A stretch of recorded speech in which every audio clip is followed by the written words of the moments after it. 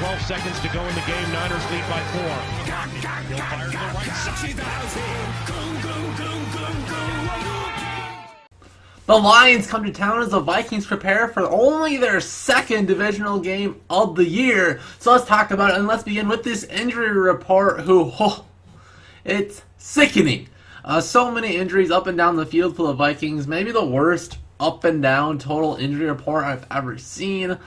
So let's break this down, and let's go with the players that are already ruled out for Sunday. Starting with Anthony Barr, so that means a lot more Eric Wilson, and maybe more so of more Jaron Kearse. Tom Compton is out, so Danny Isidora gets some more playing time.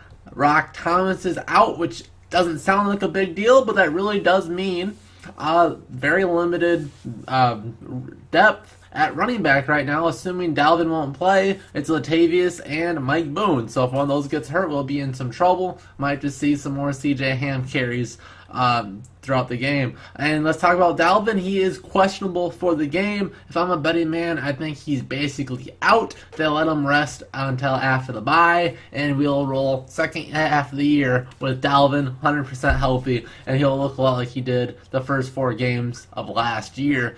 Another big one on offense is Stephon Diggs. Questionable for this game with a rib injury. If I was to bet on this one, first off, I would not mind seeing a situation where Diggs is out.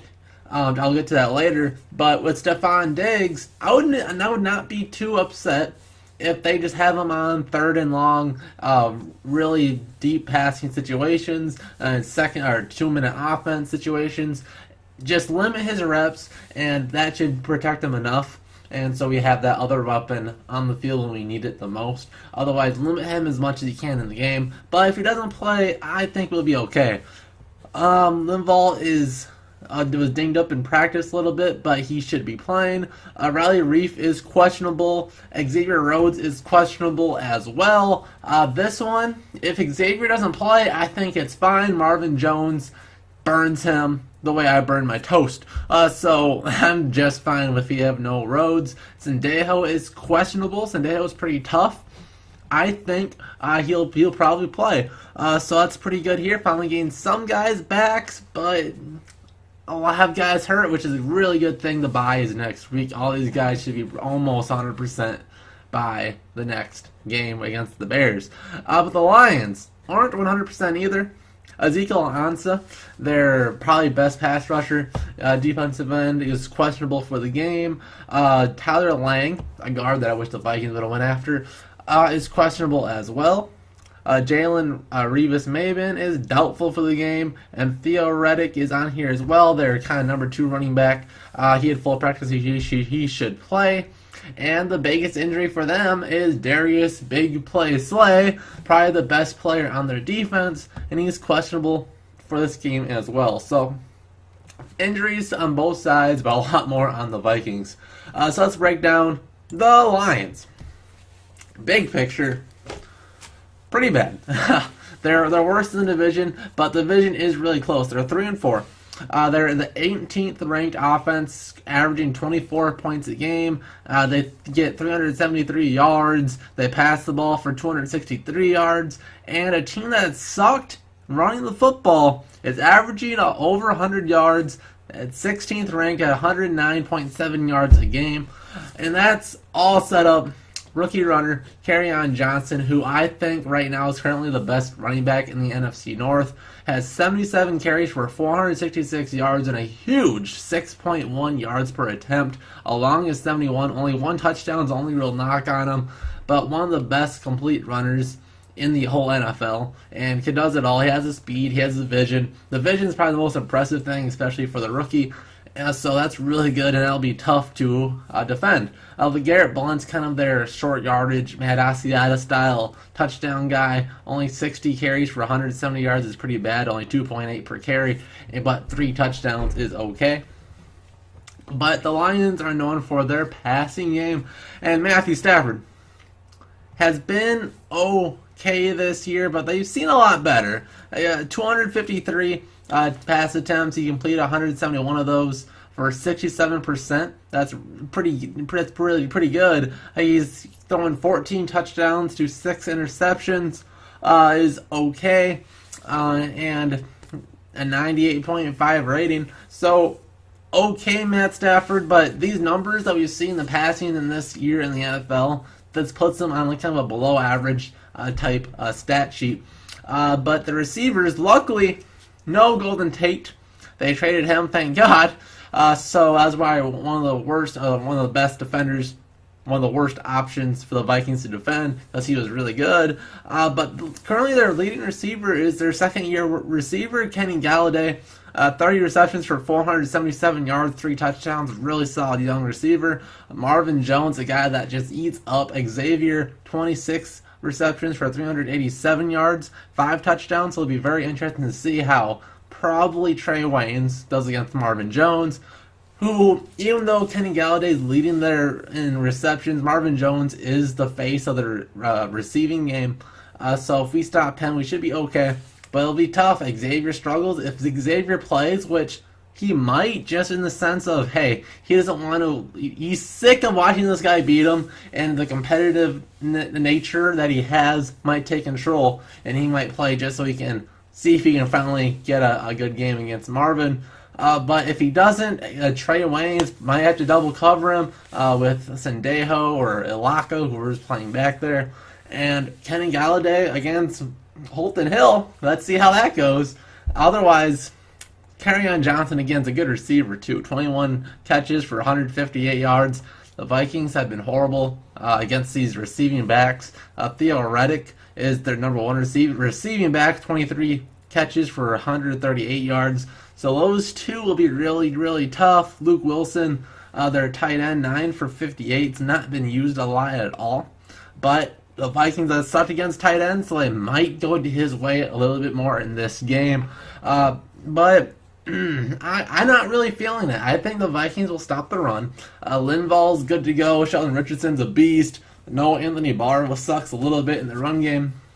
But hopefully Eric Wilson has his plays very well. Kendricks will have to have a big game, and if we make the Lions pass, if we get ahead early and make them pass, we should be fine, and we should, because their defense is pretty horrible. The 26 overall defense, averagely giving up 26 points a game. 367 yards a game is 19th in the league.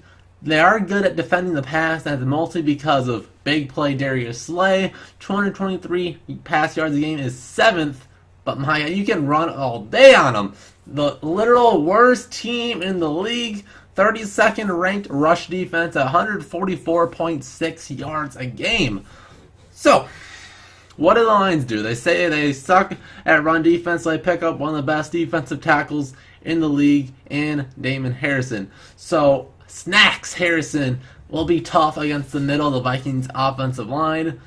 I'm looking at Elfline. I'm looking at maybe not Tom Compton, but Danny Isidora, and I'm looking at Mike Remmers. They will have to play. They will have to play good. A lot of double teams on Harrison. Hopefully, they can get to the second level fast. But I do think Latavius' running style plays well into this. He doesn't need a big hole. He'll just run up the gut, hopefully break a tackle and fall forward for 4 or 5 yards, and we'll be super happy with that. And it shouldn't be that hard to do. Damon Harrison is one of the best defensive run stuffers in the league, but when you have one good run defender out of the other 10 are horrible, we should be able to run around it and be just fine. So I'm still expecting over 100 team rushing yards. We should be fine, even with just 2 running backs, assuming Dalvin does not play. And then throwing the football, this is where I want to talk about. Diggs being out could be kind of a good thing for the Vikings. Adam Thielen's big knock that a lot of people want to say is, oh, Thielen is good, but it's just because every single team puts their number one corner on Stephon. So, in a world where Stephon doesn't play, Adam Thielen matched up one-on-one. Big play, Slay is shadowing him, which, by the way, Darius Slay is probably low-key a top 5 cornerback in the NFL. Really good over the last 5 years. Probably the best consistent cornerback in the NFC North. Darius Slay shadowing Thielen. If Thielen still gets 100 yards and a touchdown on Darius Slay, shut up, you people. He's legit, and he deserves to be in the conversation as a top 3 wide receiver in the NFL right now. But if Diggs does play, it's a matchup that Thielen will absolutely win again because they don't have a good enough slot corner to stop Thielen because nobody does.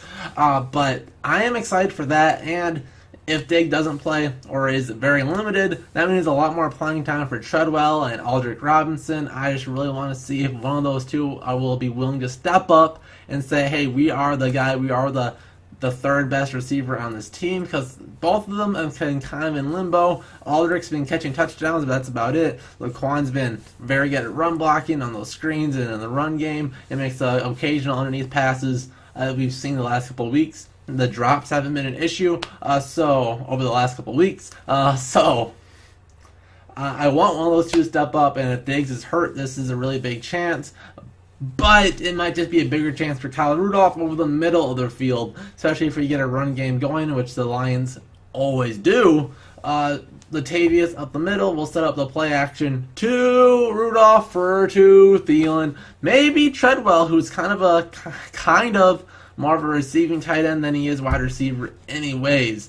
So stay away from Slay. Slay could be a game changer for the Lions. If he gets an interception, if you get a couple more Cousins fumbles, hopefully not, it could be a rough game. But I still think the Vikings, even though the Lions have had the Vikings number the last couple of years, especially at home, the only team to win multiple games at US Bank, will keep it close, and the Vikings are definitely hurt. But I do think the Vikings will come up top on a last-minute touchdown, get all up 21 to the Lions 17. So give me your score predictions in the comment section down below, and we'll see you guys in the next Joe Z Vikings video. And stay tuned for the game review coming up right after the game. See you guys then.